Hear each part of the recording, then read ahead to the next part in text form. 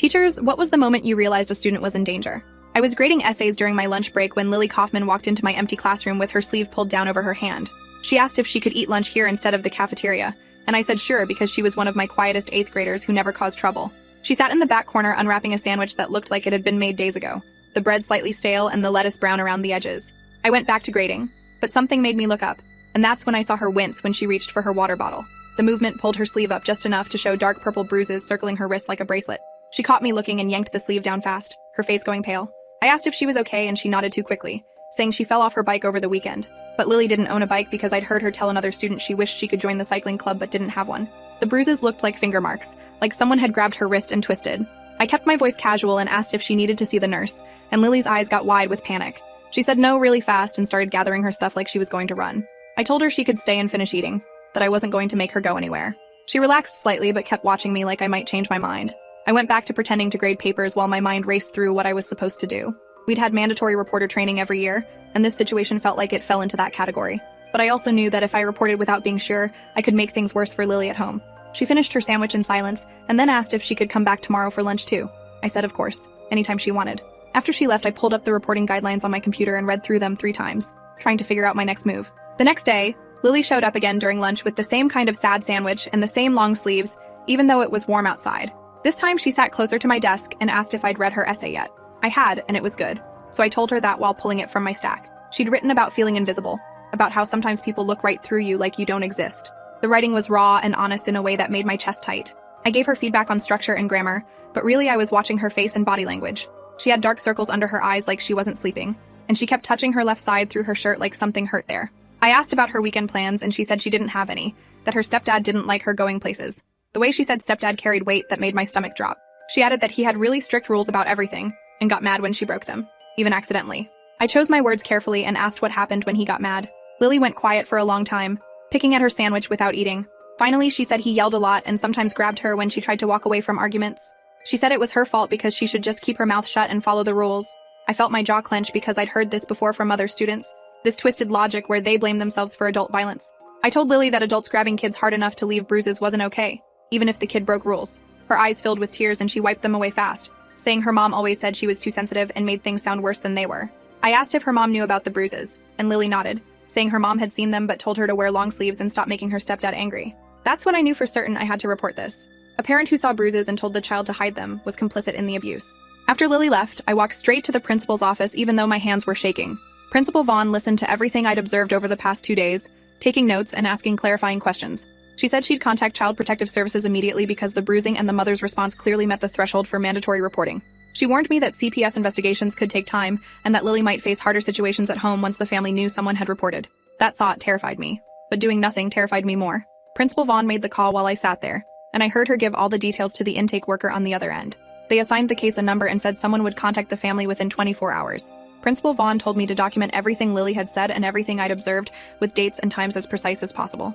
I went back to my classroom and spent my planning period writing 5 pages of detailed notes. The next morning, I got to school early and found an email from Principal Vaughn saying CPS had made contact with the family last night. Lily's mother had been furious and denied everything, claiming Lily was a troubled kid who made up stories for attention. The stepdad had refused to speak to the investigator at all. They'd photographed Lily's bruises and interviewed her separately, but without more evidence or witnesses, the case would remain open for monitoring, but no immediate action would be taken. My stomach sank reading this because I knew what monitoring meant. It meant Lily would go back to that house knowing someone had reported her family, and her stepdad would know someone was watching. When Lily came to my class 3rd period, she wouldn't look at me. Her whole body was tense and she kept her head down during the entire lesson. I tried to catch her eye, but she avoided me completely. After class, I asked her to stay for a moment and she looked terrified. I said I was worried about her and wanted to make sure she was okay. Lily's voice came out flat and cold when she said everything was fine now and I shouldn't have called anyone. She said her stepdad Malcolm had been really angry last night after the CPS worker left, yelling about how embarrassing it was to have strangers asking questions. She said her mom Diane cried and blamed Lily for ruining their family's reputation. Malcolm had taken away her phone and told her she wasn't allowed to talk to teachers about family business anymore. Lily said all this in a monotone voice while staring at the floor, and then she asked if she could please just go to her next class. I let her go, even though everything in me wanted to fix this immediately. I felt like I'd made everything worse for her, even though I knew reporting was the right thing. That afternoon, I got called to Principal Vaughn's office along with our school counselor Marcus Oates. He'd also noticed changes in Lily's behavior over the past month, including declining grades and increased absences. We compared notes and realized Lily had been showing signs of trauma for weeks before the bruises became visible. Marcus said he'd tried talking to her several times, but she always shut down and insisted everything was fine at home. Principal Vaughn said we needed to keep a closer eye on Lily without making it obvious, because families who'd been reported often became more careful about hiding abuse. She asked me to let Lily keep coming to my classroom for lunch if she wanted, since that seemed to be a place where she felt safe enough to talk. Marcus would check in with her weekly under the guise of routine academic counseling. We'd all document everything we observed and stay in communication with the CPS caseworker assigned to the family. The caseworker's name was Yolanda Reeves, and she called me that evening to get more details about my observations. She sounded tired and overworked, explaining she had 43 active cases and limited resources.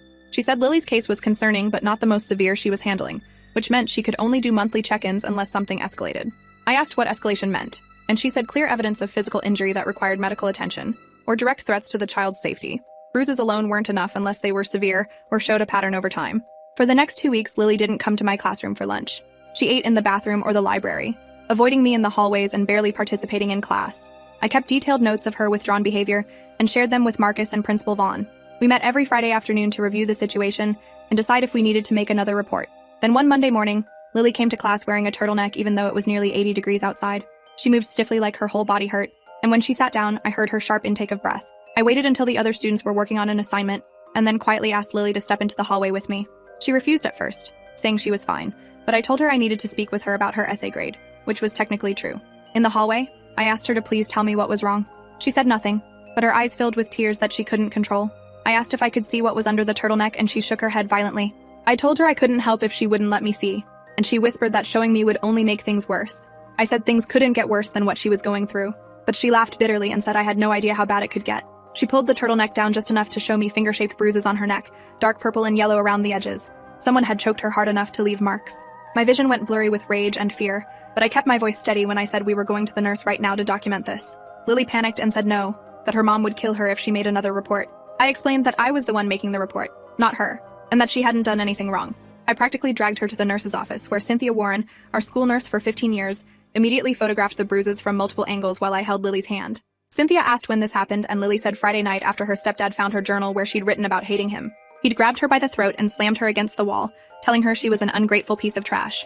Her mom had stood there watching and told Lily she deserved it for writing such horrible things.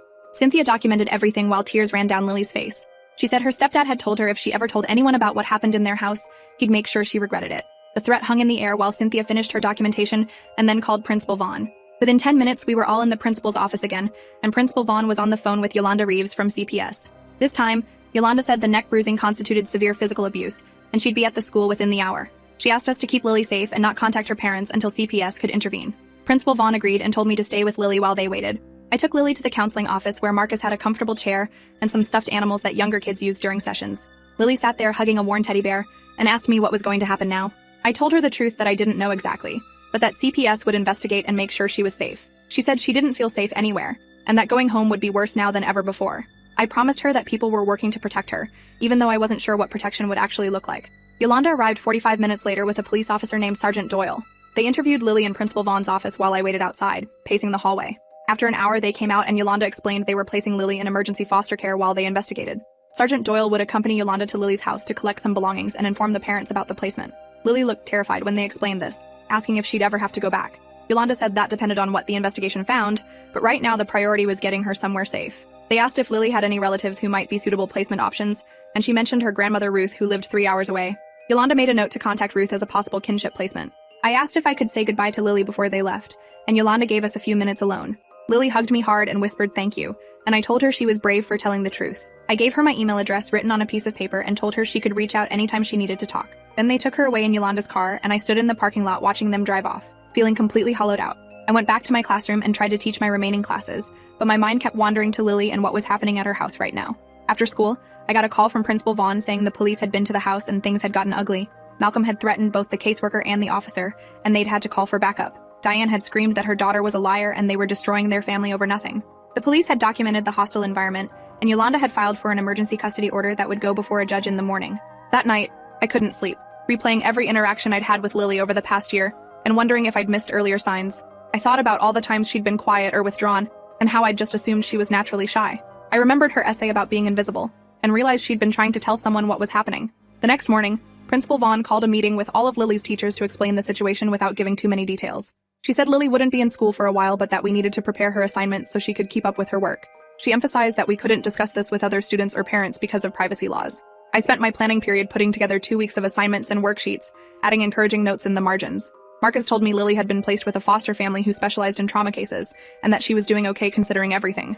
The court hearing happened that afternoon, and the judge granted temporary custody to CPS while the investigation continued.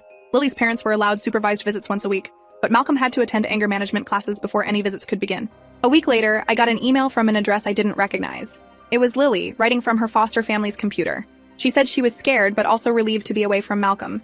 She said her foster parents were nice and her foster mom made real meals instead of just whatever Lily could scrounge from the pantry. She asked if I could send her the homework she'd missed and maybe some extra reading recommendations because she had a lot of time now that she wasn't walking on eggshells all the time. I responded immediately with encouragement and book suggestions, and over the next few weeks we exchanged emails regularly.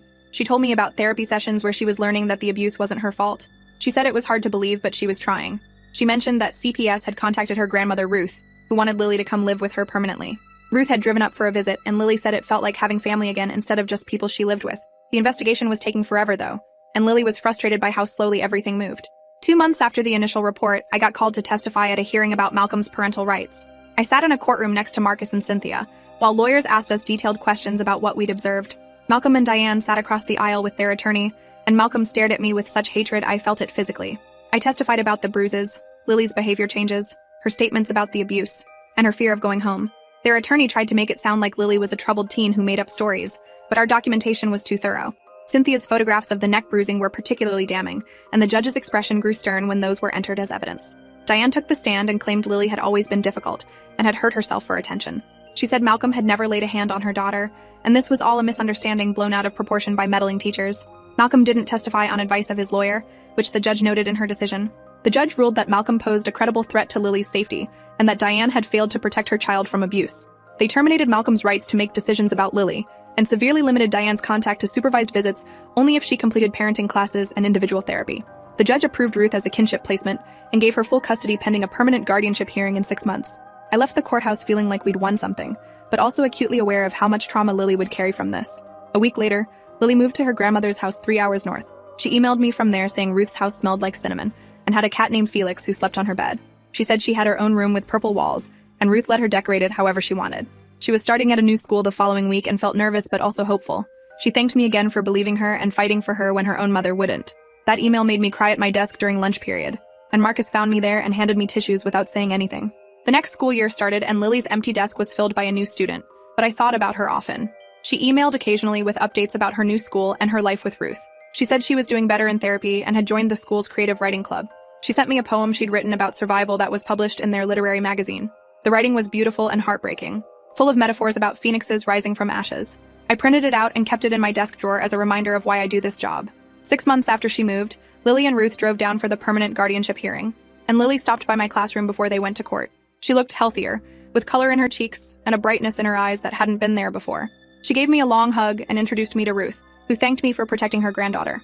Ruth said she wished someone had told her sooner what was happening, but she was grateful someone had finally stepped in. The guardianship was granted without opposition because Diane had stopped attending her required classes after 2 sessions and had shown no interest in rebuilding her relationship with Lily. Malcolm had moved out of state and wasn't involved in the proceedings at all. After the hearing, Ruth invited me to lunch with her and Lily, and we sat in a diner talking about books and school and normal teenage things. Lily showed me pictures of her room and Felix the cat, and Ruth told embarrassing stories about Lily learning to bake and accidentally using salt instead of sugar in cookies. For the first time, I saw Lily laugh genuinely, her whole face lighting up without the shadow of fear behind her eyes. That lunch felt like closure in a way I didn't know I needed. We stayed in touch sporadically over the next few years. Lily graduated from her new high school with honors and got accepted to a state university with a full scholarship. She sent me an invitation to her graduation party, and I drove 3 hours to Ruth's house where neighbors and friends celebrated Lily's achievements. She'd grown into a confident young woman who wanted to study social work and help other kids in situations like hers. She gave a speech at the party about second chances and the people who fight for kids who can't fight for themselves. She specifically thanked her grandmother, her therapist, and her 8th grade English teacher who refused to look away when things got hard. I tried not to cry during the speech but failed completely. Ruth pulled me aside later and said Lily talked about me often, about how I'd been the first adult to really see what was happening and take action. She said she knew it hadn't been easy to report, and that many teachers would have looked the other way. I told her I'd just done what any decent person should do, but Ruth shook her head and said most people don't want to get involved when things get complicated. She said Lily was alive and thriving because someone had been willing to deal with complicated. That conversation stayed with me for a long time. Years later, I still teach 8th grade English, and I still watch for signs that students are struggling at home. I've made several more reports over the years, some that led to interventions and some that didn't.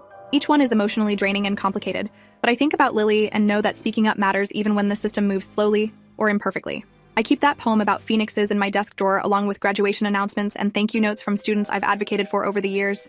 Teaching isn't just about grammar and literature, it's about seeing the whole human in front of you and responding when they need help. Some days I wonder if I could have acted sooner with Lily, if I'd missed earlier opportunities to intervene, but I also know that dwelling on those thoughts doesn't help anyone. What matters is that when I finally saw clear evidence of abuse, I didn't hesitate to report it, even though I knew it would make my life harder and potentially put my relationship with the student at risk. Lily is in her third year of college now, studying social work and interning at a nonprofit that helps foster children navigate the system. She sends me updates a few times a year, usually around holidays or when something reminds her of 8th grade English class. Last Christmas, she sent a card with a photo of her and Ruth and Felix, who's somehow still alive despite being ancient in cat years. Inside, she'd written that she's planning to get her MSW and wants to become a court-appointed advocate for kids in foster care. She said she remembers how scary and confusing everything was when she was going through it, and she wants to be the person who helps other kids understand what's happening and feel less alone. She wrote that 8th grade was the worst year of her life, but also the year someone finally helped her, and that changed everything. She thanked me for being that someone. I keep that card on my desk where I can see it when I'm having hard days with difficult students and bureaucratic frustrations. It reminds me that sometimes one decision to speak up can change the trajectory of someone's entire life. The story doesn't have a perfect ending because trauma doesn't work that way.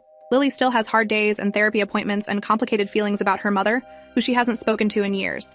But she's safe and loved and building a life where she can use her experiences to help others. That's about as good as outcomes get in these situations. As for me, I'm more vigilant now about watching for signs of abuse, and I've learned to trust my gut when something feels off about a student's home life. I've taken additional training on trauma-informed teaching, and I volunteer with the local child advocacy center. I tell new teachers at our school about the importance of building relationships with students so they feel safe enough to disclose when they need help. And I keep teaching 8th grade English, reading essays about feeling invisible and watching for the students who are trying to tell us something without saying it directly. Because sometimes the most important lesson isn't about metaphors or thesis statements, it's about teaching kids that someone sees them and will fight for them when they can't fight for themselves. Appreciate you watching this far. If you enjoyed it, drop a like, leave a comment, and subscribe so you won't miss the next story.